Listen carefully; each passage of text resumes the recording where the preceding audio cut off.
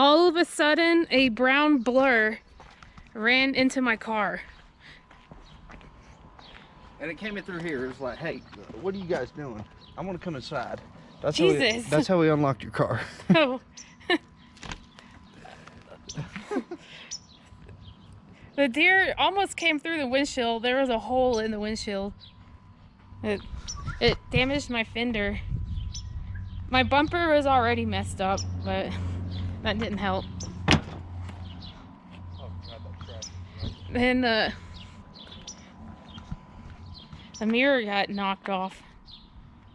So my car is pretty much totaled. I don't know what kind of car I'm getting next. I want to get a truck with a cow catcher. We can fix that, though. You just need a new roof, and that's it. That's a big deal. Yeah, it is. We do it all the time. Turbo! Come on! You'll get cut in there.